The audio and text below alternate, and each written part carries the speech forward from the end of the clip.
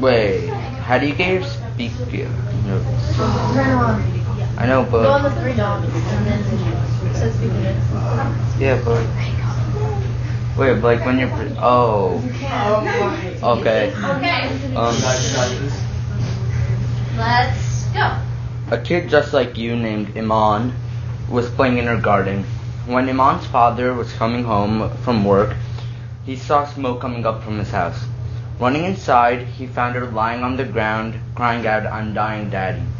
He rushed her to the hospital where she is now recovering. A child dies every 10 minutes in Yemen, a country and you know what the UN calls this? The UN calls the Yemen civil war humanity's greatest preventable disaster.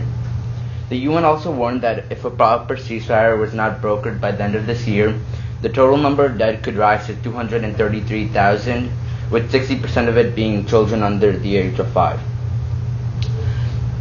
The UN also warned that if the war continues, it will continue to mostly kill children, mostly due to the lack of food, health service, and infrastructure.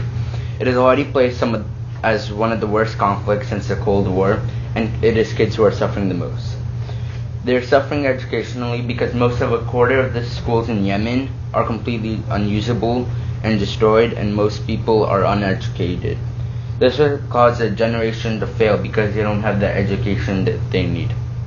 So I'll be honest, I'm not amazing at, I complain about everything, especially school. I always complain about how I hate waking up early, or how it's not the weekend yet, or I'll complain about how much homework I have. But in Yemen, they don't have education, water, food, or any of the basic needs that they need to survive, because the country is so poor and they're in a 5-long, dreadful year war. There was a video shown of a bus full of happy kids reciting the Quran. Then they were smiling and giggling. They were heading to a mosque for a field trip. They never made it. Saudi Arabia dropped a laser-guided bomb in Yemen, and 40 kids were killed that day, including 11 adults. 79 kids were also injured. Adriel Mokhtar, a survivor of the Yemen school bus, said, "I don't want to go anywhere near a bus.